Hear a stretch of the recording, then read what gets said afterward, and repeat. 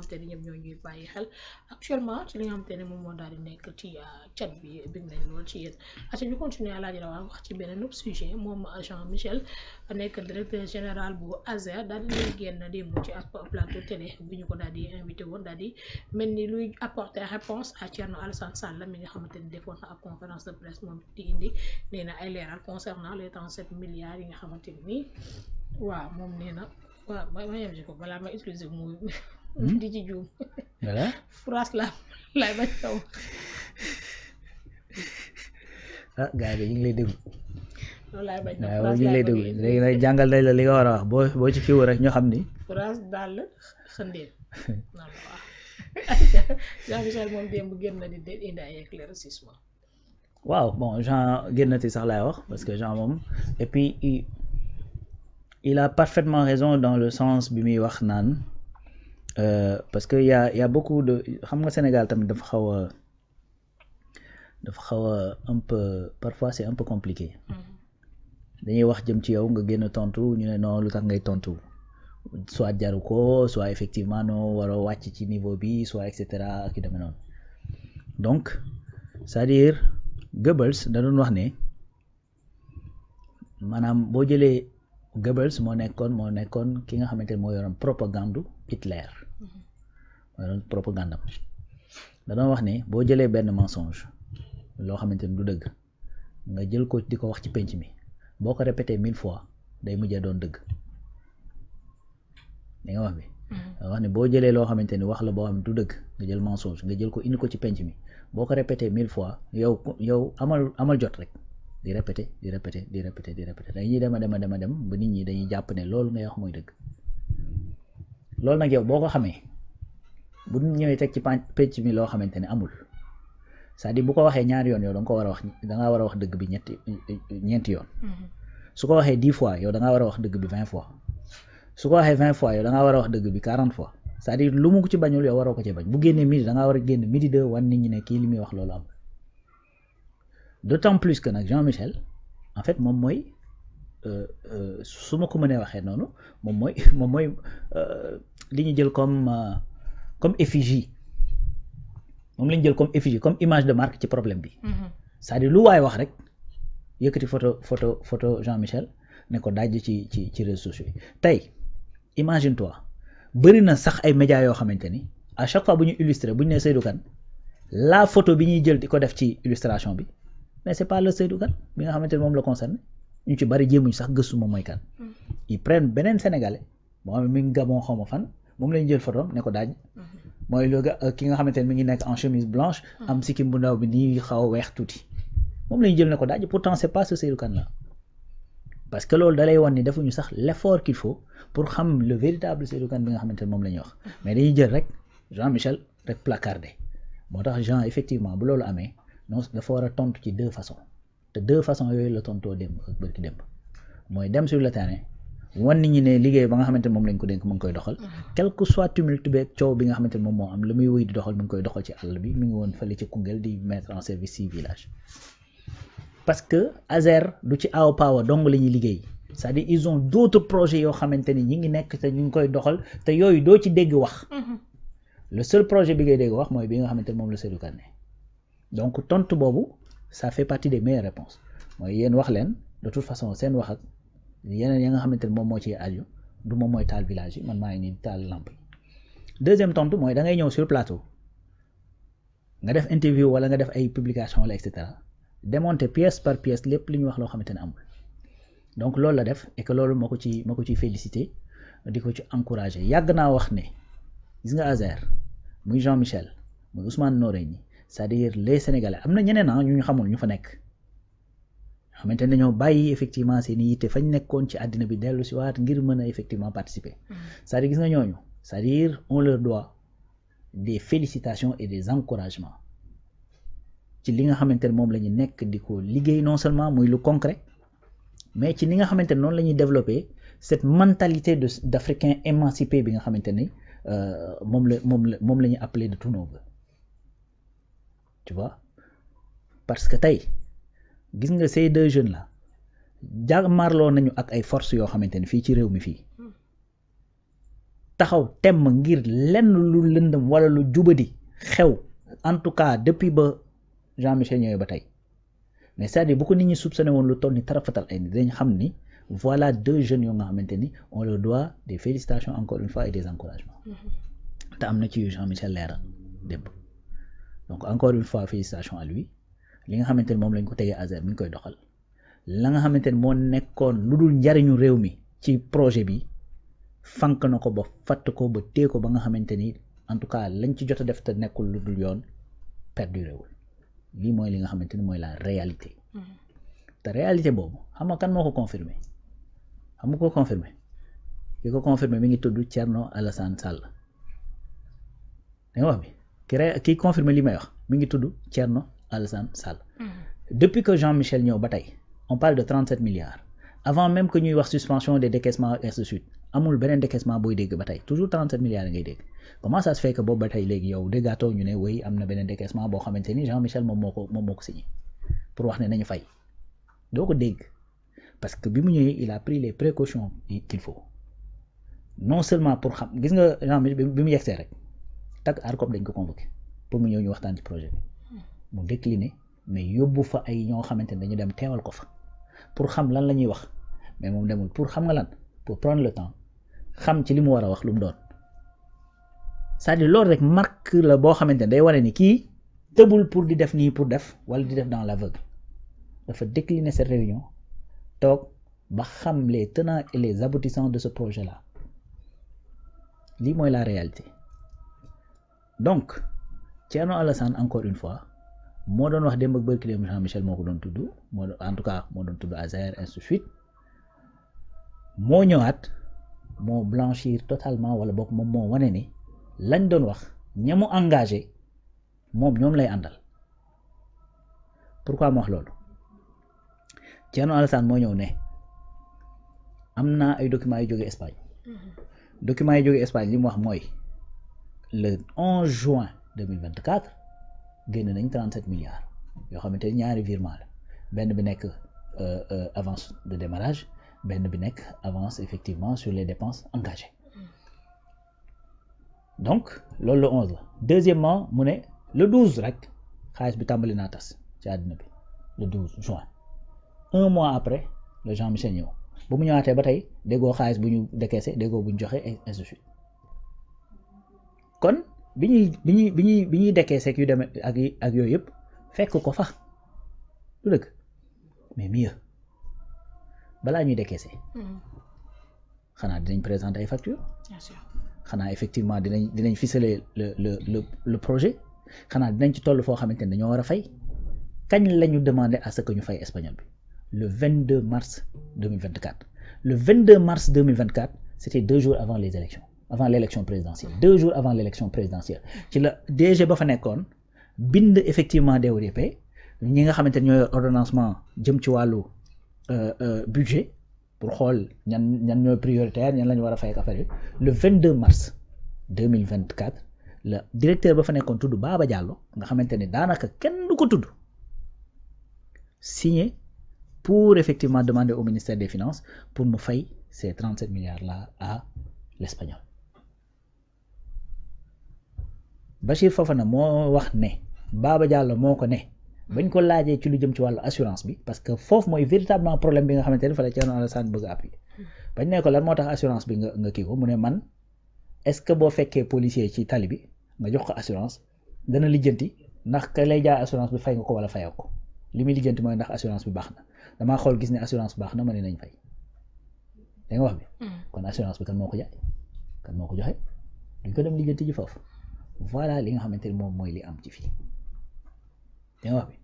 léegi nag c'est-à-dire man dama jàpp ne au moment où on parle nii s'il y a une explication qui doit être donnée aux Sénégalais wala une explication supplémentaire ñaar la te kenn ki sax il n'est pas tenu au vu de li nga xamante ne moom moo xew benn mooy ministère des finances mooy comment ça se fait que ñu ne assurance bi dugal nañ ko ba ñu war a mën a décaisser alors que après décaissement ci la ñu fay effectivement li nga xamante ne moom mooy les 5 milliards à la société Baladi Sénac ça il faut effectivement qu'on s'en explique li may wax naa ñaari ci mën a expliquer mooy benn ministère des finances il n'est pas tenu sax def ko maintenant suñ bëggee buñ ko mënoon a def nag mu leer ce serait effectivement tant mieux pour ñoom mais la justice parce que yëf yi dafa nekk ci loxo yoon PGF bërki dem moo njaay la fan yi ñu génn la def communiqué et que justice boobu nag ci lépp lay enquêter et que ci lépp li muy enquêter da cee bokk ci lan moo tax d'ailleurs même l'espagnol def ci plainte lan moo tax Seydou Kane war a mën a jël effectivement ay lettres yoo xamante ni ay rapport ñoo ko génne ay lettres yoo xamante ni du moins bii jógee DCMP bii jógee impôt mu jox ko espagnol bi di ko ci laaj bi jógee DCMP je pense 900 et quelques millions alors que ces lettres là c'était du faux mais il doit répondre de ça dëgg donc kon justice aujourd'hui moom moo yor yëf yi te war koo leeral dëgg justice boobu sax bokk na ci Thierno Alassane mii moo fa dem déposer plainte dëgg mais li wér te wóor mooy conférence de presse bi nga xamante ne moom la Thierno Alassane def li mu fa wax yëpp li mu ciy retenir mooy li feeñ mooy ne au moins depuis que Jean-Michel moom ñëw kenn mënu koo takkal ci décaissement ak ay ñàkk décaissement ak ñoom seen moom kenn mënu ko ci au contraire il a fait ce qu'il faut ba mën a lool beneen affaire mooy Jean-Michel bi mu demee ba gis ne yëf yi fii mu jëm faaw rek ñu régler ko une bonne fois pour toutes parce que taxaw di topp banque beeg et cetera yooyu dootul mën a ne dafa bind lettre au ministre bi nga xamante ne mooy le ministre des finances def ko une lettre confidentielle dañoo xëy suba gis lettre bi ci mbedd bi kan moo am intérêt ci génne lettre boobu di ko teg ci mbedd bi pour que ñu mën a am effectivement xel que ni Jean kat mi ngi jaar ci suuf di am lu muy bind ak et cetera kan moo am effectivement cette possibilité cet intérêt ci loolu il faudrait que ña nga xamante ñoom lañu adressé woon cette lettre confidentielle qui nous explique comment ça a pu di taxawaalu ci mbedd tu vois donc loolu mooy li nga xamante ni moom moo am maintenant on attendra de voir fii que dossier bi di évoluer lan la nga xamante ni moom la ci justice di wax et tout ça maintenant fi ma ci xëy na daanelee mooy gis nga réew mi daf ci am ñoo xamante ni wax très sincèrement c'est-à-dire ci maanaam ci doowu askan bi ci ndoddu askan wi la ñuy dund à travers li nga xamante ne mooy ay problème de deniers suñu deniers publics yi nga xamante ni n'importe qui mënoon naa ñëw n'importe comment jël ci lu ko ci neex tout simplement après séddalewaat ña ci war a am daa may wax loolu mooy benn Seydou Kane bi nga xamante ne à chaque fois moom la ñuy tudd turam dafa am yeneen dossiers yoo xamante ne dañ cee tudd turam voilà un député de la République boo xamante ni depuis bientôt wala boog plus de 2 ans mi ngi topp Sénégalais yi ci ne effectivement dañoo am 37 milliards yu réer il faut que mu leer et cetera di ci daw guddeeg bëccëg subaat ngoon di scandale am na pendant ce moment booy wax naan scandale am na li ngay wax mooy wéy dafa am benn doomu sénégalais boo xamante ni jël nañ ko génne ko ci li nga xamante ne mooy ay marché et cetera daal di jël jox ko au profit de li nga xamante ne moom mooy un espagnol parce que xam nga ni ña nga xamante ni ñoom nga ko seqal dañuy wax ne ñun dañoo bëgg moom suñu bopp ay souverain lañ léegi nga ñëw bëgg a dugal ci xelu sénégalais yi que ñii di leen wax ne dañoo bëgg moom suñu bopp dàq nañ ab sénégalais dem jox ko ab espagnol alors que loolu am pendant ce même moment ce même sénégalais bi nga xamante ne moom ngay wax ce même sénégalais tudd nañ ko ci 2 dossiers yu nga xamante ni ay rapport ñoo ko génne benn bi rapport Cour des comptes benn bi rapport ARCOP ay rapport épinglé ko ci biir rapport yooyu ñu wax la ne am na 7 milliards yoo xamante ne dañ ko dugal ci compte personnel compte benn nit personnel ci marché boobu yow xam nga da nga ñëw nga def conférence de presse nga ne waaye dañ ko jox xaalis jël na xaalis bi tasaare na ko ci ay compte yii compte bi fii la compte bi fay la compte au même moment yow ki ngay défendre di wax naan moom lañ génne jël na xaalisu sénégalais yi def la même chose que espagnol bi jël xaalisu sénégalais yi dugal ko ci ay compte personnel yii ci compte ancien coordonnateur bi nga xamante ne moom moo yoroon Intermac muy 7 milliards bañ ko demee laaj dafa ne ba mu xëyee da koo jël si waat yii ci sa ay compte soxna sa compte chauffeur say doom yoo xamante ne ki ci mag amul sax 10 ans mais loolu doo dégg Thierno Alassane wax ko parce que bu ñu defee parallélisme sorewul ak li espagnol bi def pourquoi doo ko wax doo ko dégg te su fekkee te li ngay invoqué mooy deniers publics rek moo ñu ñor mais bii deniers gënul deniers pire mu amaat beneen mooy l'ITK Senam benn bâtiment boo xamante ni daanaka ab pantere la 93 millions benn mètre linéaire de canalisation yoo xamante ni dañ ci war a dugal ay fibre optique ñu ko doon jaayee état du Sénégal ci CNM 1 CNM 2 ñu leen ko doon jaayee 8 millions bi ci gën a cher 8 millions 600 ben tac nu ma koy tuddee si Seydou il vient sur le marché eh ben le prix plus 10 millions 18 millions et quelques ci benn toujours ci kilomètre linéaire te loolu encore une fois dañuy public te pire c'est-à-dire projet bi ma lay wax arrêté na depuis 2022 xam nga 2023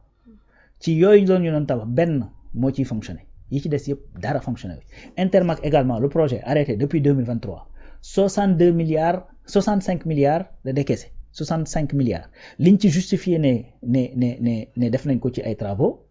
si je ne m'abuse c'est 16 milliards li ci des presque 50 milliards fan la dugg ba léegi kenn justifié ko ben doo dégg 50 milliards yu ñu justifié wu mais c'est pire que 37 milliards yu ñu moo ko ëpp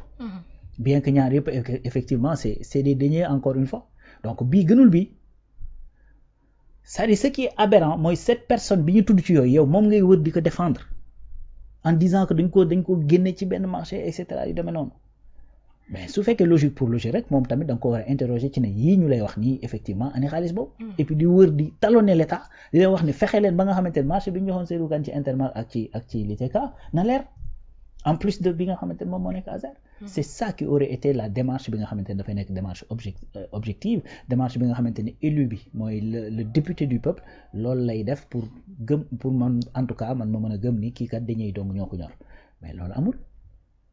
amul c'est-à-dire doo dégg jamais Thierno par exemple poser la question Baba Diallo lan moo tax yow demoo def les vérifications qu'il faut ba nga xamante ni assurance bële maanaam dina leer ni fay ñu ko après effectivement les nu ma koy tuddati les décaissements de 37 milliards doo ko dégg mu ko